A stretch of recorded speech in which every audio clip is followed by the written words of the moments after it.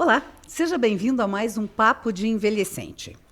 Não sei se você sabia, há 20 anos atrás foi publicado no Brasil o Estatuto do Idoso, um documento legal que visa orientar políticas públicas, proteger as pessoas com mais de 60 anos. Só que antes disso, 10 anos antes disso, já começaram a ser formados no Brasil os Conselhos Municipais do Idoso, reunião de entidades públicas, privadas, representantes da sociedade, para cuidar justamente desse assunto. E se naquela época já era a hora, imagine agora. 20 anos atrás, quando o Estatuto foi criado, nós tínhamos no Brasil quase 16 milhões de pessoas com mais de 60 anos. Hoje são 33 milhões. Praticamente dobrou. Como será que está essa situação? Como será que estão essas políticas públicas? Para falar sobre isso, eu recebo hoje, com muita alegria, a assistente social e presidente do Conselho do Idoso de Ponta Grossa, a Thaís Verillo. Thaís, seja muito bem-vinda, prazer te receber. Bom dia, obrigada. Eu que agradeço o convite. Muito importante poder participar desses encontros para a gente poder passar um pouquinho sobre os direitos da pessoa idosa. Como é que está essa situação? Em termos de políticas públicas, parece que a gente já está bem atrasado, né, Thaís? A gente já perdeu o timing de fazer alguma coisa, né?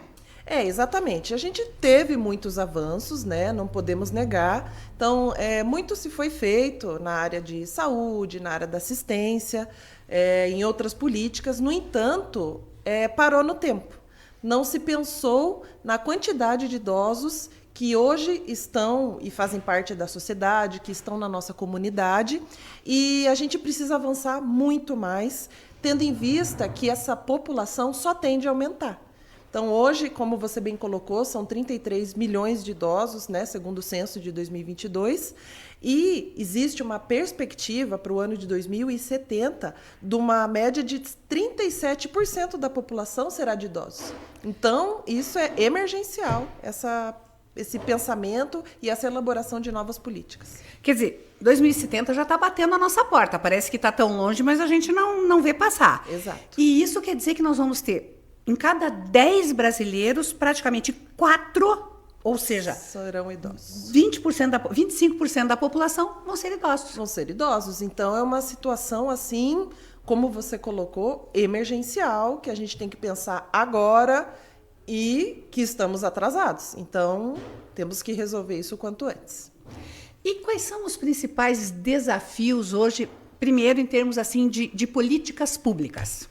Na verdade, o que a gente sente bastante é a questão da área de saúde, né? Então, aquele primeiro atendimento, muitas vezes os idosos têm a dificuldade das unidades básicas, né? São filas muito grandes, as UPAs, como a gente bem sabe também, vivem cheias.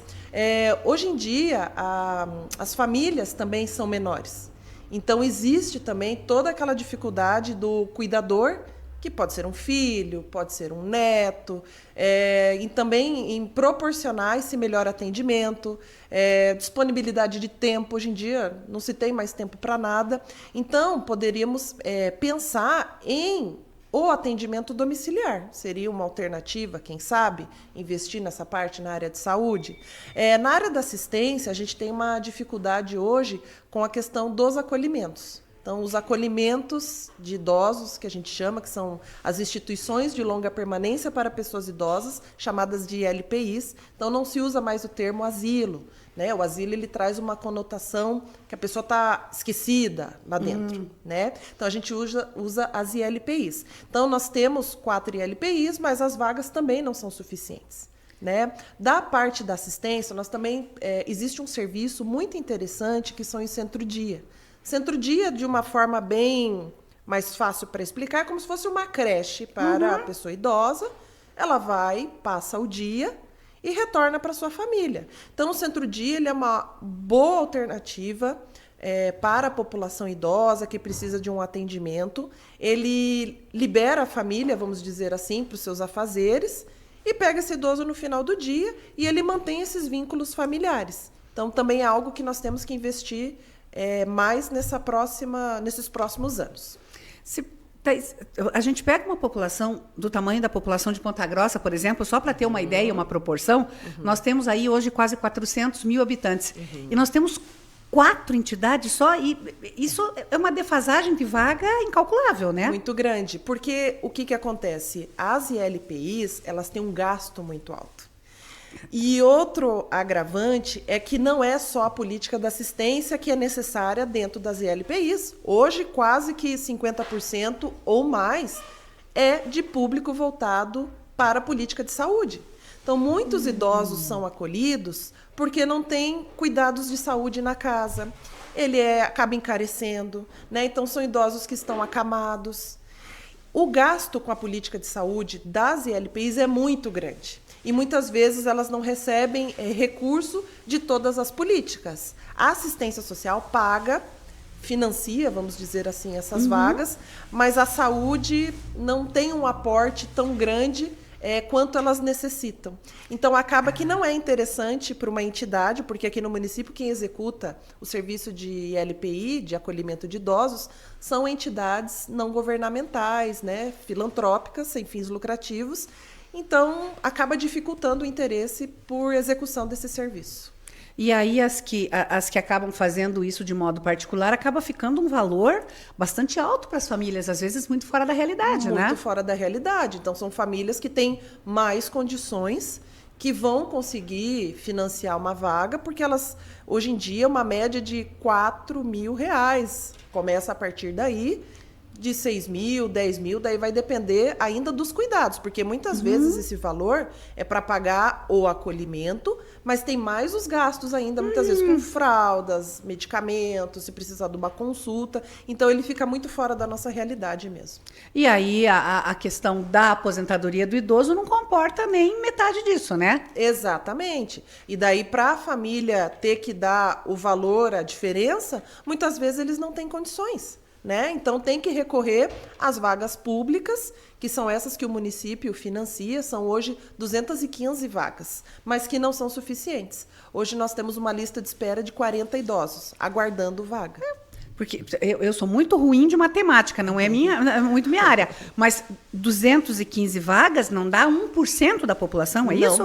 Não dá. Não dá 1% da população, né? Exatamente. Se você considerar que você tem aí hoje um percentual de idosos que ultrapassa e que chega nessa casa de 20% da população? Exatamente. Por isso que a política pública, a comunidade, nós, enquanto Conselho da Pessoa Idosa, temos que pensar também em políticas de prevenção.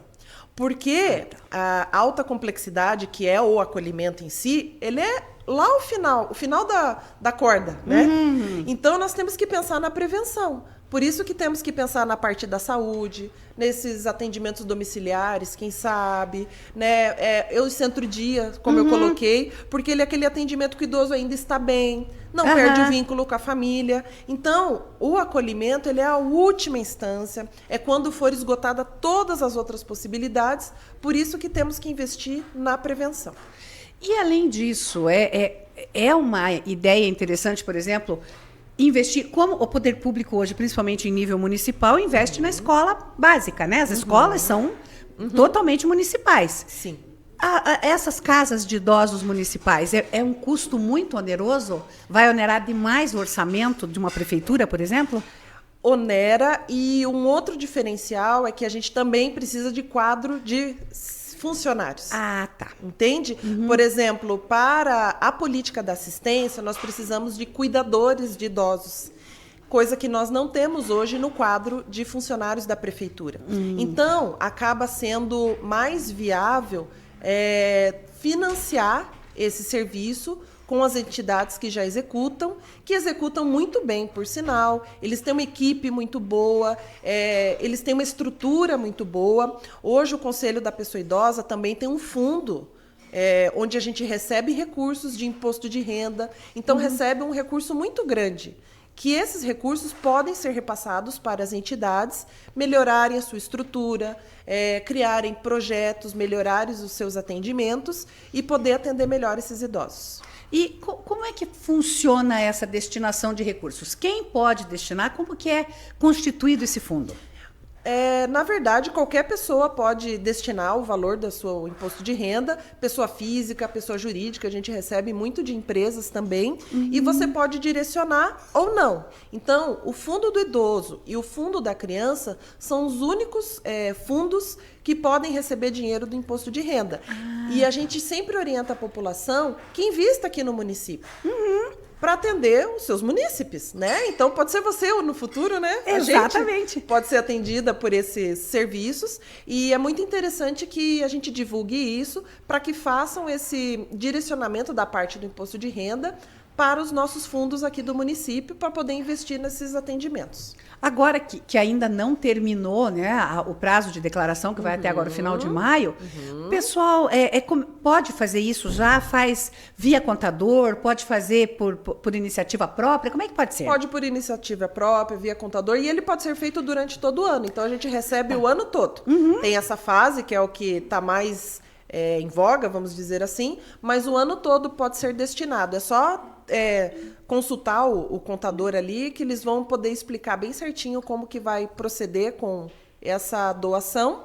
E, como eu falei, pode ser direcionado. Então, a gente, dentro do conselho, existe um banco de projetos. Então, as entidades apresentam a proposta ali do que querem investir. Então, a gente tem as ILPIs, nós temos o Centro-Dia, nós temos o serviço de prevenção, que eu comentei com você, que são os serviços de convivência. Então, a gente tem entidades que também atendem aquele idoso que é independente, que tem atividades, que mora sozinho, que é mais livre, no sentido assim, que é a questão da independência, para a gente também trabalhar essa prevenção, para que ele não venha a piorar, né, a tua situação de saúde. E as entidades, então, podem apresentar esse projetinho e o conselho vai deferir ou não para poder direcionar esse recurso e investir nelas. E isso que você fala, né, lá a institucionalização está lá na ponta, né, é a última ação. Isso. O desafio do etarismo, da violência contra o idoso, eu imagino que isso deva ser um problema muito sério para ser resolvido. Muito grande. A gente tem que investir também em divulgação, em propaganda, para que as pessoas entendam a população idosa. Eu falo, hoje a gente vive no mundo do imediatismo. Né? A gente vê, eu até brinco, minha filha às vezes está vendo YouTube, mãe, tem que parar 30 segundos aqui. Eu falei, filha, 30 segundos entre às vezes dá aquela pausa do YouTube, né? Nós vivemos numa outra época, a gente assistia um desenho lá, tinha propaganda lá de 5 minutos, então as pessoas querem tudo para agora. E muitas vezes não entendem o idoso, é difícil a convivência, né? O idoso às vezes esquece uma palavra, ele fala mais devagar, e as pessoas não têm paciência. Querem tudo para agora, a pessoa demora a falar, não escuta o idoso. Então, também temos que trabalhar essa questão da sensibilização, eu falo, da população de forma geral, de que o idoso ele tem muito a contribuir com a sociedade, ele tem uma história, uma experiência que a gente tem que saber investir e aproveitar melhor. Inclusive porque, né, Thaís, se você for pensar, todo mundo um dia vai ser idoso, a não ser que morra antes. Eu acho uma alternativa bem pior, né? Bem pior. A gente tem que agradecer que vai chegar na terceira idade, como diz, né? E com saúde. Por isso que a gente tem que trabalhar isso. Preservação da família. Por isso que eu falo dessa divulgação e dessa sensibilização da sociedade, de entender o idoso, de ter paciência. Às vezes no mercado, às vezes ele é um pouco mais lento ali para passar as compras. Então, as pessoas hoje estão muito sem paciência, né? De forma geral. Então, fazer essa sensibilização, porque a gente, se Deus quiser, vai chegar lá, né? Exatamente. E espera chegar lá com todo esse apoio, né? Exatamente. Né? Então, no trânsito, a gente vê muitas vezes aquela falta de paciência. O idoso vai mais devagar, ele é mais cauteloso. Então, assim, trabalhar isso dentro da casa, na sociedade, de forma geral. Quem sabe pensar em mais vagas de estacionamento. A gente também tem que pensar na mobilidade urbana. Às vezes as calçadas não estão adaptadas ou tem alguma irregularidade ali. Então, essa parte também tem que estar atenta para os idosos não sofrerem nenhuma queda, né, dentro da própria casa, tapetes. Então, são várias orientações que a gente tem que pensar em como organizar isso para passar para a população, para evitar alguma coisa, né, uma queda ou algum perigo ali existente para a pessoa idosa. Que vai dificultar ainda mais, né, para cuidar. Exatamente. E como é que também fica esse desafio? Não sei se vocês trabalham com isso no conselho. Porque, assim, por um lado, as pessoas, né, acham que o idoso, que o velho é descartável, né, confundem idade com senilidade, com, sabe, nossa, velho é ruim, né, necessariamente. Está incomodando. Está incomodando. E, além disso, do outro lado, as pessoas também tem um preconceito enorme com relação às instituições de longa permanência, institucionalização, né? Quer dizer, às vezes ela prefere deixar o idoso numa condição pior em casa, porque o que os vizinhos vão achar dela levar para uma instituição, né? É que, historicamente, como eu coloquei, eram conhecidos por asilos. Então, aquela ideia de asilar, de isolar. Então, a gente tem essa percepção de que deixar numa ILPI era como se estivesse abandonando, né? Era como se estivesse cortando esses laços. Na verdade, a gente prioriza o seio familiar, né? Para o idoso não perder aquele vínculo. Mas chega numa etapa, muitas vezes, de uma situação de doença, né, numa situação que ele vai exigir um pouco mais de cuidado, que muitas vezes a família não tem mais condição. Então, são nesses casos extremos que a gente indica uma instituição que vai estar adaptada, que vai ter uma equipe adequada para atender todas as necessidades daquela pessoa idosa, seja na área de saúde ou no que ela necessitar. E se as pessoas tiverem, vocês que acompanham, por exemplo, as pessoas que têm mais autonomia, a gente tem visto aparecer os condomínios de idosos, né? Essa é uma alternativa interessante de futuro, tanto para investimentos públicos quanto privados? Com certeza, a gente tem uma construção em andamento aqui no município. Então, o município de Ponta Grossa foi contemplado com um condomínio do idoso, que ele é financiado pelo Estado. Então, ele já está em fase de finalização. Essas pessoas idosas foram selecionadas, eles têm algumas regras, então não pode ir com a família, para poder manter ali uma organização. E vai ter todo o apoio de equipe de saúde, equipe de assistente social. Então, ele vai ser muito interessante para a gente ver como que vai ser esse funcionamento. Serão 40 casas que serão selecionados, né? Pode ser um idoso sozinho ou um casal. E a gente vai ver esse funcionamento sendo interessante. Eu penso que é um caminho a se investir para a gente poder proporcionar para esse idoso mais independente um local adequado que vá atender às suas necessidades também. Hoje, quem tiver alguma questão, tanto para destinação de recursos ou mesmo algum tipo de denúncia, porque os casos de violência contra o idoso também estão crescendo, infelizmente, né? Infelizmente, é um dos casos maiores públicos que nós temos de atendimento de situação de violência dentro dos Centros de Referência de Assistência Social. Então, são os CREAs. Os CRAs, só para a população entender, eles estão nos territórios. Então, eles atendem a proteção básica, aquela prevenção, é uma cesta básica. Os CREAs atendem situações de violência. Eles são 2 no município, eles se encontram numa área central e o número de denúncias e de casos de violência confirmados são muito grandes, infelizmente. E como que a população pode fazer, então, se tiver conhecimento disso, para poder fazer chegar às autoridades para uma providência? Existem alguns caminhos. Nós temos o Disque 100, esse é do governo federal. A pessoa entra em contato de forma anônima, faz o relato da denúncia e ela volta aqui para o município para a gente identificar. Nós temos o 156 da prefeitura, que também chega bastante denúncia. Esse também pode ser por telefone. No site da prefeitura tem um link do 156, pode ser descrito a situação. E nós temos os próprios CREAs, que também podem receber essa denúncia. Então, podem procurar os serviços, relatar a situação que está ocorrendo, que a equipe vai se deslocar até o local para poder fazer o atendimento. Hoje a gente tem o maior número de denúncias são de abandono, negligência, uma exploração financeira, pelo menos não é tão grande o número de denúncias de violência física. Isso a gente não é a nossa maior número, mas existem, infelizmente. E, por outro lado, o pessoal que queira ajudar com a destinação de imposto de renda ou mesmo apresentação, sei lá, de ideias, de projetos, também procura onde? Então, nós temos o Conselho da Pessoa Idosa, ele está localizado lá no prédio Guaíra, que é a Secretaria da Família. Então, pode procurar diretamente.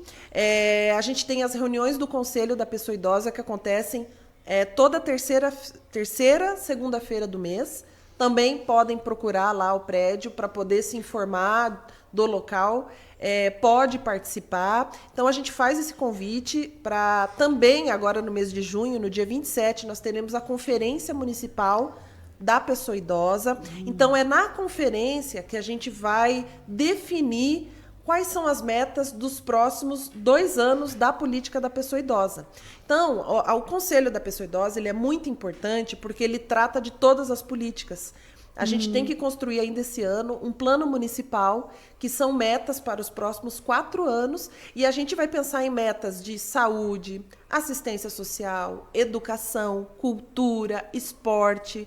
Então, assim, é um momento de discussão. Quem tiver interesse, essas reuniões do Conselho são portas abertas.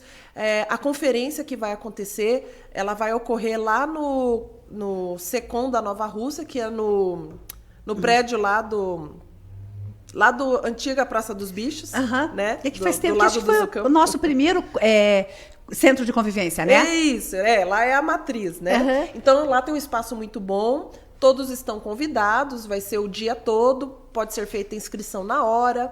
Quem se inscrever tem direito de voz, tem direito de votar, participar dos eixos de discussões, para a gente poder traçar a política dos próximos anos. Dia 27 de junho. Então, o pessoal já pode procurar também o Conselho do Idoso nas redes sociais. Isso, a gente já vai começar essa divulgação nos próximos dias. Estamos finalizando ali a arte, vai ter link de inscrição. Provavelmente o site da Prefeitura vai estar divulgando também.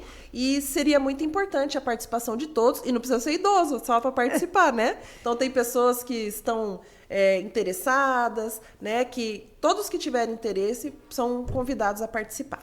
Na pior das hipóteses, o interesse pode ser de mercado, né? Porque é uma população que cresce cada vez mais e que consome cada vez mais, né? Exatamente.